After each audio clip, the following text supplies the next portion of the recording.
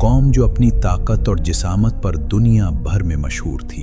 ये लोग जहां भी जाते फख्र से कहते, हमसे ज्यादा ताकतवर इस दुनिया में कोई नहीं। एक ऐसी कौम जिसके अफराद 60 हाथ लंबे थे, पहाड़ जैसे जसीम जिस्म, मजबूत हड्डियां और ऐसी सेहत कि वो सदियों तक जवान और तवाना रहते थे। वो बीमार नहीं होते थे, उनके बाल सफ़ेद नहीं होते थे, उनकी आंखें कमज़ोर नहीं होती थीं, उन्हें सिर्फ मौत आती थी और कुछ नहीं। लेकिन इतनी ताकत और नेमतों के बावजूद ये कौम नाफरमान तरीन कौमों में से थी। इसी सरकश कौम की हिदायत के लिए अल्लाह ताला ने हज़रत हूद अलैहिस्सलाम को मबूस फरमाया। हज़रत हूद अलैहिस्सलाम एक मुअज़्ज़ज़ ख़ानदान के फ़र्द थे।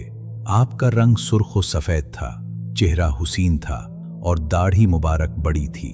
वो अपनी कौम के पास आए और उन्हें एक अल्लाह की इबादत की दावत दी। उन्होंने कहा, ऐ मेरी कौम, सिर्फ एक अल्लाह की इबादत करो जिसने तुम्हें पैदा किया और तुम्हारे लिए ज़मीन बिछाई। ये बुत जो तुम अपने हाथों से तराश कर पूजते हो, क्या ये तुम्हें कोई नफ़ा या नुकसान पहुंचा सकते हैं? लेकिन कौम ने जवाब दिया, ऐ हूद, क्या तेरे खुदाओं ने तेरा दिमाग खराब कर दिया है? जा अपने नफिल पढ़, हमें डराने की कोशिश न कर। क्या हम तेरे कहने पर अपने बाप दादा का तरीका छोड़ देंगे? कौम आद ने अपनी ताकत के घमंड में कहा, देख ले हूद, इस दुनिया में हमसे बढ़कर ताकतवर कौन है? हम हैं इस जमीन के मालिक, हमारी बराबरी कोई नहीं कर सकता। वो अपनी जिस्मानी ताकत, अपनी बड़ी बड़ी इमारतों और अपनी शान व शौकत के नशे में ऐसे डूब गए कि उन्होंने अल्लाह को भुला दिया। वो अपने हाथों के बनाए हुए बुतों को पूजते थे और हर तरह के गुनाह बेखौफी से करते थे। हज़रत हूद अलैहिस्सलाम बार बार उन्हें समझाते रहे, ऐ मेरी कौम, इस ताकत और हुकूमत के घमंड में न पड़ो, अल्लाह का शुक्र अदा करो जिसने तुम्हें ये नेमतें दी हैं। कौम नूह का हाल याद करो जो तुमसे पहले थे, उनकी सरकशी का अंजाम क्या हुआ। अल्लाह ने कौम नूह की हलाकत के बाद तुम्हें ज़मीन का वारिस बनाया है, तुम्हें खुशहाली और सुकून दिया है, तो इसकी नेमतों को मत भूलो।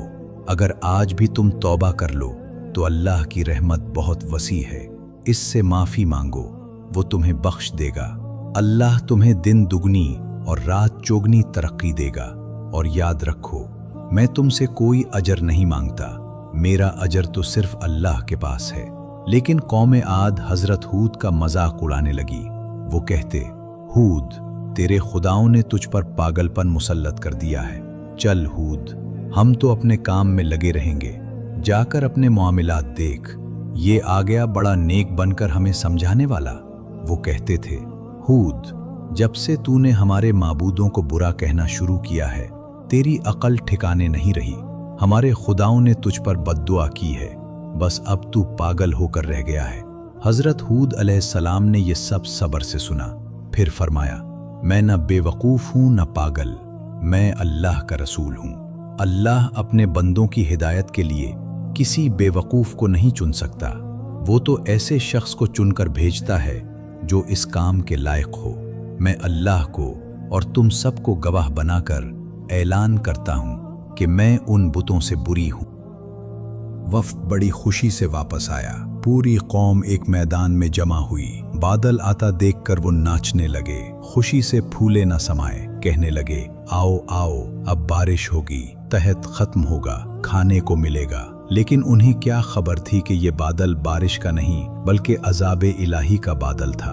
वही अज़ाब जिसका हज़रत हूद उन्हें डराते थे अब उनके सामने था। इस बादल में ऐसी तेज हवा थी कि उसने उन्हें उठाकर पटक दिया। उनके घर उड़ गए। 60 हाथ कद वाले मजबूत लोग हवा में इधर उधर बिखरने लगे। हवा उनके सरों को आपस में टकरा रही थी, इतनी जोर से टकरा रही थी कि उनके दिमाग निकलकर उनके मुंह पर लटक गए। बाज लोग भागकर पहाड़ों के गारों में घुस गए। सोचा, यहाँ हवा नहीं आ सकती, मगर मेरे रब का हुक्म होकर रहता है। वो हवा गार में बगले की तरह दाखिल होती और उन्हें बाहर उठाकर फेंक देती। अल्लाह ने फरमाया, अब कोई बचा है? फिर कोई न बचा। यूं पूरी कौम आद तबाह बर्बाद हो गई। वो कौम जो अपनी ताकत पर नाज करती थी, जिसका कोई मुकाबला नहीं कर सकता था, आज उसका नामो निशान तक मिट गया। अल्लाह ताला ने उन्हें हलाक करके हमें दिखा दिया کہ جब तुम अल्लाह और उसके रसूल की नाफरमानी करोगे तो अल्लाह तुम पर ऐसी जगह से अजाब भेजेगा जहां से तुम्हें गुमान भी नहीं होगा। और आज सोचें, जो गुनाह कौमे आद ने किए, क्या वही गुनाह हम नहीं कर रहे? क्या हमने अल्लाह की हुदूद को नहीं तोड़ा? क्या हमने अपनी नाफरमानी से अल्लाह को नहीं ललकारा? तौबा करो और अल्लाह से डरो, कुरान पढ़ो, उन गुनाहों से बचो जिन्हें हम मामूली समझते हैं। अल्लाह ने उन्हीं मामूली गुनाहों पर पूरी कौमें ज़मीन बोस कर दी हैं। अल्लाह हमें कौमे आद के अंजाम से सबक लेने की तौफीक अता फरमाए, आमीन। ये कहानी सिर्फ कौमे आद की नहीं, ये हर उस शख्स के लिए पैगाम है जो अपनी ताकत, दौलत या जवानी के घमंड में अल्लाह को भूल जाता है। याद रखो, असल ताकत सिर्फ अल्लाह की है।